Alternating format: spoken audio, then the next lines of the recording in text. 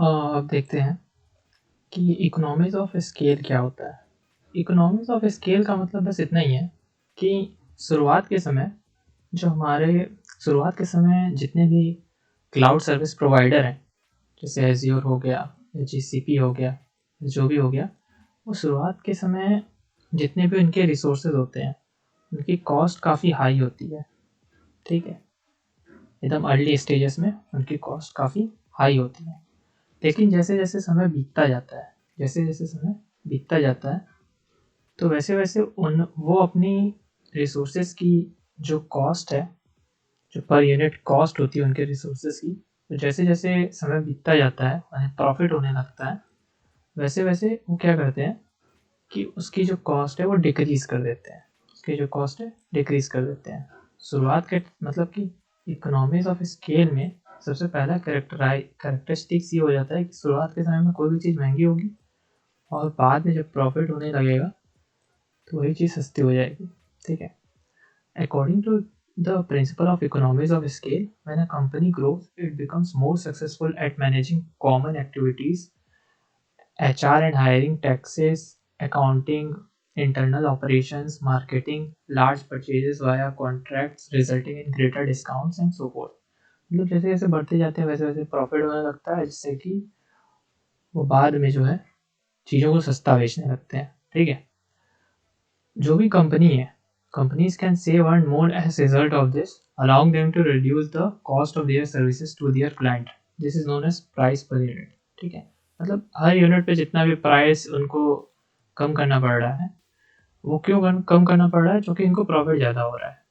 जैसे जैसे ये कम कर दे और लोग और खरीदेंगे, तो इससे क्या हो रहा है कि धीरे धीरे समय जैसे जैसे बीत रहा है वैसे वैसे उनकी प्राइस जो है पर यूनिट, जैसे पहले मान लेते हैं शुरुआत में एक VM ये 10 रुपये का बेच रहे थे, फिर कुछ दिन बाद ये एक VM 30 दिन के लिए ये 1 रुपये का बेचने लगे, लेकिन फिर भी इन्हें प्रॉफिट ही हो रहा है। ठीक है, क्योंकि यूसेज खपत बढ़ गई है। ठीक है, it is not feasible to set the value to zero since some underlying infrastructure is required to offer the services. However, higher the size, the more benefits that may be passed on to customers.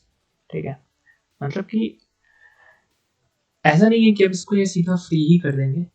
Free इसलिए नहीं कर सकते क्योंकि इनका फिर भी कुछ ना कुछ अंडरलाइंग इंफ्रास्ट्रक्चर जैसी चीज़ें होती हैं, जो जैसे नेटवर्क हो गया, स्टोरेज हो गया, कंप्यूट पावर हो गया, वो थोड़ा ना थोड़ा यूज़ होता है, इसलिए इसके कॉस्ट कम हो सकते हैं लेकिन ज़ीरो नहीं हो सकते हैं।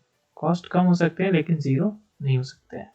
तो वही बात है कि जैसे जैसे समय बीतता जाता है वैसे वैसे चीज़ों के कॉस्ट कम हो जाते हैं। हाँ, इतने कम नहीं होते कि एकदम मतलब फ्री ही हो जाए, लेकिन फिर भी एज़्योर की अगर बात कर लें तो एज़्योर कई चीज़ें जो हैं, काफ़ी सर्विसेज जो हैं वो फ्री में देता है।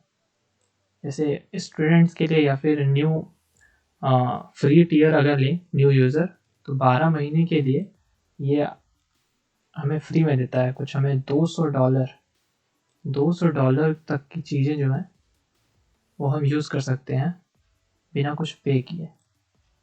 ठीक है, तो एज़्योर जो है काफ़ी चीज़ें जो है फ्री में देता है शुरुआत में, लेकिन यही है कि फिर आदत लग जाएगा, फिर इसको खरीदने लगेंगे और फिर बाद में जो है हमें खरीदना ही पड़ेगा। क्यों खरीदना पड़ेगा? क्योंकि फ्री की चीज़ों में एक कॉन्सेप्ट आता है सर्विस लेवल एग्रीमेंट। फ्री की चीज़ों में जो सर्विस लेवल एग्रीमेंट होता है, जिस इस सर्विस लेवल एग्रीमेंट के तहत ही एज़्योर जो है वो गारंटी लेता है कि हाँ, आपके रिसोर्सेज को कुछ होगा नहीं। वो नहीं होता है फ्री टियर में।